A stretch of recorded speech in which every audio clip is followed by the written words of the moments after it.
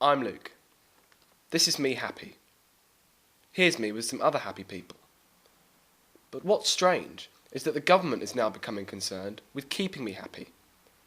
It has just established its first ever happiness index to measure how happy the nation is. But isn't there something a bit creepy about trying to measure how happy people are? I decided to go and speak to someone who knew all about it. Mark Williamson, Director of Action for Happiness. Your organisation says that society should reorientate its values away from what you call self-obsessed materialism. What are the values that Action for Happiness want to promote? We have been measuring people's life satisfaction, how people feel about their lives, their happiness, if you like, for about the last 50 or 60 years.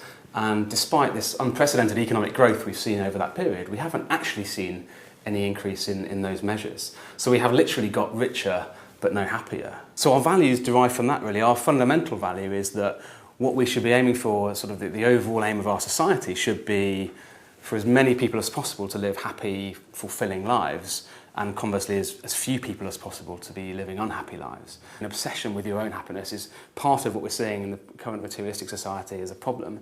Actually, we're trying to encourage people to focus on the happiness of those around them, and that being a route to actually, in the longer term, a better quality of life for them. They're more plugged into their communities, they have stronger, better, healthier relationships, they're part of contributing to something bigger. It's a win-win for individuals and their communities. I mean, historically, happiness hasn't been a progressive force in society. It's always been discontent societies which have driven things forward and have striven for change. So don't you think that actually the drive to make these pockets of individuals more happy could actually have a stifling effect on social progress? Well, it could, but I don't think the principles that we're promoting would encourage that, partly for the reasons I just said, which is, I think we're saying from an individual perspective, we are encouraging people to find routes to come to terms with their own happiness in a more effective way. And in fact, one of the key learnings there is to become slightly more able to accept the situation that we find ourselves in. It's back to the old adage of change those things you can, but accept those things that you can't. That's not progressive at all, is it? But that's hold on one anti-progressive. second. No, but that's where it comes to your own happiness. But what is incredibly progressive about it is we're saying that we should care absolutely deeply about the happiness of those around us. But that in itself isn't progressive. You're effectively encouraging people to make everyone in society happy with what they have got. That's the drive, isn't it? And so once you've done that, you're no longer saying we have a power to change society together. You're saying you remain happy with what you've got and change can go out the window. No, I don't think that's true at all, actually. I think we're saying where there is an opportunity to change, I mean, we know actually one of the very, very strong drivers of individual happiness is a sense of direction and accomplishment and so on. So there's a natural human drive that is part of a happy, fulfilling life, which is to better oneself and affect the change where you can for your own sake. But why should that be the driver? Why should my drive to go out there and change the world be driven about my concern for how happy it's going to make me, or anyone else in society, how happy it's going to make them? My concern is taking society forward. Well, so what does taking forward mean if it doesn't mean an improvement in well-being and happiness? Yeah. I mean, it's an ultimate good in the way that a material possession isn't. I mean, an increase in material wealth is only beneficial if it leads to an ultimate improvement in quality of life in some way. But you say, if you think that happiness is the end, the ultimate end, then presumably people can be happy with all sorts of inequalities in society. And I know what you say about inequality driving unhappiness. But presumably, if you could reach a position where you've got that end, you've got people being happy, and each individual being happy with their own lot, then society stops. Well, I think natural human creativity and desire for self-improvement would stop that situation happening, because I think people are always looking for novelty and new ways of improving their well-being, if you like. So are we destined to be unhappy forever? I don't think so, because I think there's a sense of you can still strive whilst being. I think it's striving within the context of a life that is generally positive and going well, as opposed to striving because you're in a really, really hideous situation. Now, one thing we should say is the happiness agenda is not about being positive and happy the whole time. That's ludicrously naive, and everyone has loss of loved ones, loss of jobs, hideous things that happen to them. This is not about losing the negative emotion and difficult sides of life. It's actually about resilience, which is learning how to cope better with the things that life throws at you. It's not saying accept things however bad they may be and just learn to live with it. It's saying learn the tools to deal with those difficult situations, but then find positive ways of moving forward. And if that involves something you can affect, then do that. But if you can't, then there are too many people stuck in a situation that they can't change who are making their lives miserable, and they can learn skills. So I'll give you a really practical example, something called the DIY Happiness Project, which we've been partly involved with. A mental health trust in South London has been working in some of the more challenging London boroughs with groups of women who are in what you would classify as pretty difficult life situations, very near poverty line, domestic violence, other challenges. This programme has gone in and looked at some of the principles that can affect their resilience and their sort of outlook on life. It hasn't changed their material conditions. Of course, it's absolutely essential that policy does that. But the women who've gone into that scheme have said, I was really sceptical when I went in. I thought it sounded like a crazy idea. It has changed my life. It hasn't changed my material conditions, but it's changed how I deal with them. It makes me more positive. It's improved my relationships. It's made me better able to go and get a job. There are things that have changed my ability to deal with that situation and move on. What better example can you think of than the one you've just given me of how your programme effectively encourages people to accept what they've got? I disagree entirely. They were prior to that programme accepting what they got in a miserable way. They're now more positive about what they've got. They're not saying, I'm going to live with this forever. They're saying, I'm now better able to change because I feel better. I'm able to come to terms with the situation I'm in. I'm able to form a more positive relationship. I'm much more likely to get employed. I'm more likely to deal with difficult things that would otherwise have sent me perhaps down really awkward routes of crime and alcoholism and other things. So I don't think that's the case, actually. No. So your organisation supports a change in the government's role to reorientate around happiness. Doesn't that suggest that the government will now become involved in our interpersonal lives in a way which it hasn't done before? What would policy look like in a different way if we cared more about well-being than just wealth? So some of the things that I think the evidence suggests the government should do differently: invest a lot more in mental health. There's things we can do in our school system, in our healthcare system. Inequality, I mean, you've already mentioned it yourself. There's a lot more we could and should be doing policy-wise to address that. It's a huge driver of unhappiness across society, and whether that's around looking at differences in pay rates pre-tax, or whether that's about looking at redistribution policies, there are many things that the government could do to better address inequality. But you essentially say that we get as society to a point where we're so rich we just can't get any more happy. Well, I mean, there's certainly a diminishing return here. If you look at a graph of levels of average GDP and happiness, there's a clear tail-off point. Now, actually, the academics argue the point about, is that more about the life satisfaction measures or measures of day-to-day feelings of happiness? So there is some debate about that. But broadly speaking, yes, once you reach a certain sort of average level of income, the incremental benefit of more GDP growth is much less in terms of what it does for our well-being than, in fact, other things, other levers you can look at, like, for example, inequality, quality of relationships, the levels of mental health and so on.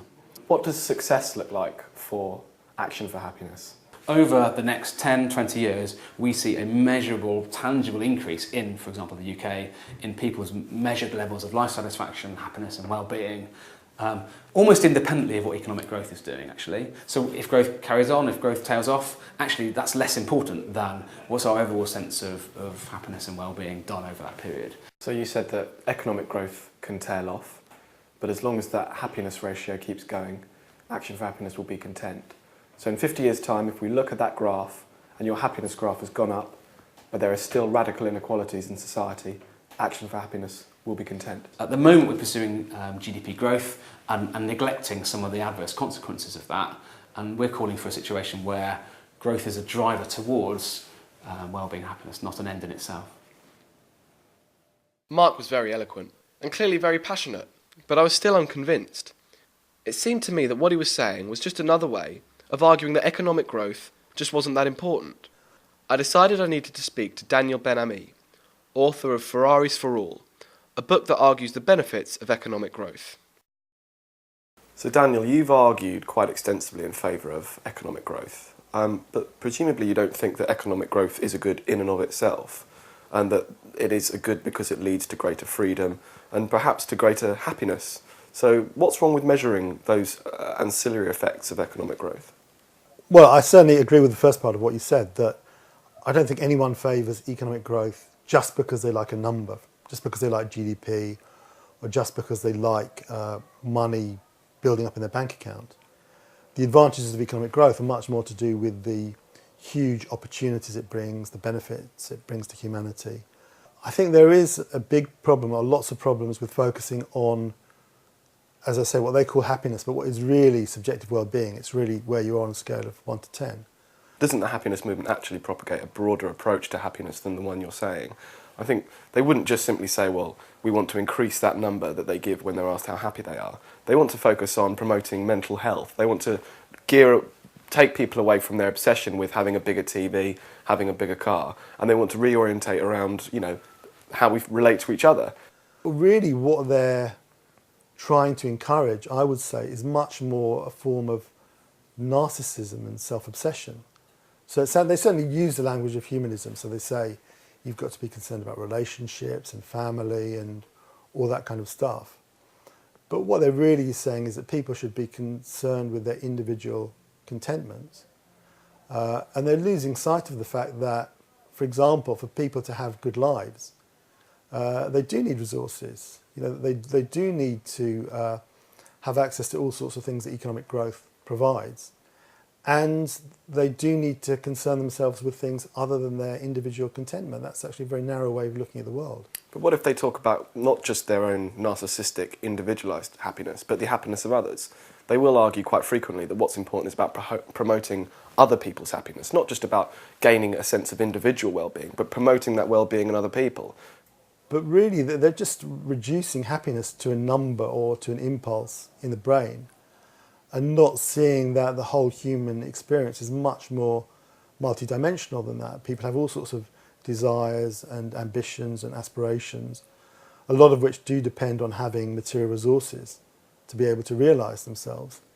And what they're really saying is very conservative and very elitist, because they're saying, don't strive for more, at least in a material sense. Don't try and make a more prosperous society. Just be content and be happy with what you've got. That's the underlying message, which is all very well for a kind of rich middle-class person in Britain or France or America or whatever to argue. But it's really an elitist attitude. It's telling people to just make do with what they've got, essentially. And so what do you see as the role of the state in all this? Should it have any role in promoting the happiness of individuals? No, I don't think the state should have any role. I don't want the state to get inside my head and to tell me how to feel about things and how to think about things, which is essentially what's being said. I find that very insidious, that the state should try and not even just try to control my behaviour, but try to control my feelings. I see those things are personal to me. It's not up to the state to try to influence them. Where I think the state does have a role is in creating a framework for more prosperity and more growth, and then people can choose to use the resources that growth generates in ways that benefit them. Governments are very keen to try to get people not to think about material things so much. Richard Layard, who's the founding person behind Action for Happiness, is a Labour peer. And you can see, particularly in times of economic crisis, you can see why the elite wants to encourage people to think about happiness. It wants them to think, let's not worry about the fact we're not so well off. Let's not worry so much about material things. Let's just be happy with our lot. I would see it very much as part of an elite drive to try and talk down people's expectations. They're very much trying to encourage it. It's quite difficult for them to encourage because ordinary people do want a better material standard of living. But they're trying very hard to push people in the other direction. What the happiness movement will say is that the evidence shows that we've got a lot richer, but we haven't got happier. Do you buy that position?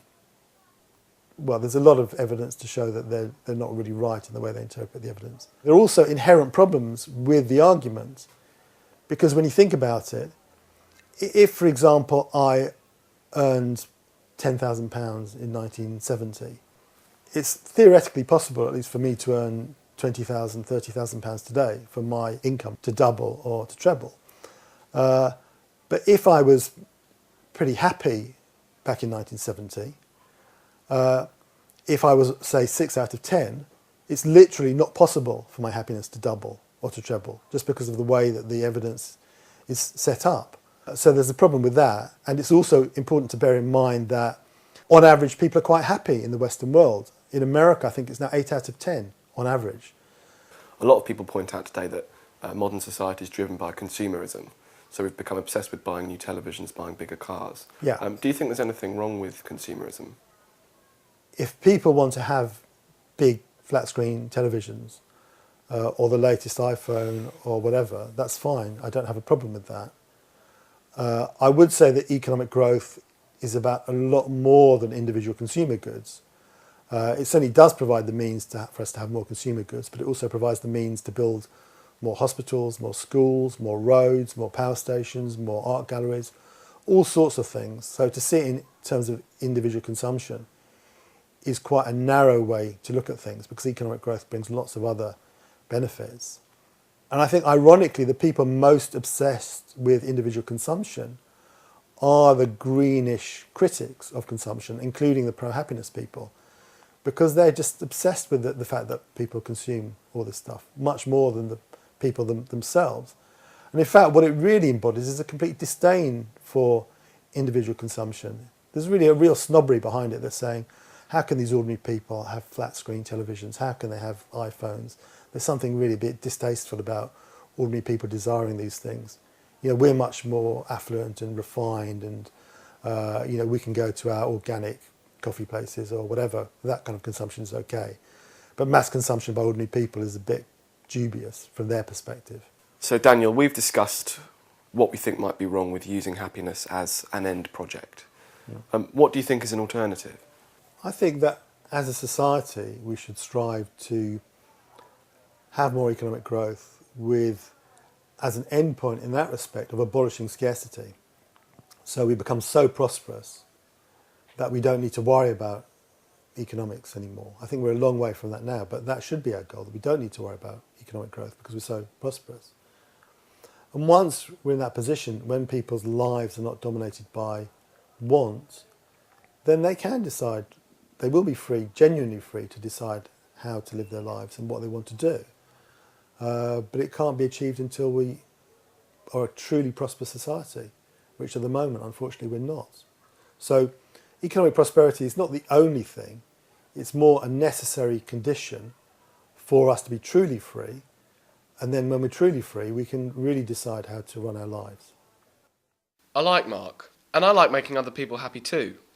But I can't shake the idea that there is something creepy about the government telling us how to be happy. But there's also a more important distinction between the two arguments. Where Daniel seems to be concerned with creating a better future, Mark seems more worried about making us happy with what we've got in the present. And I'd rather take society forward than be happy standing still.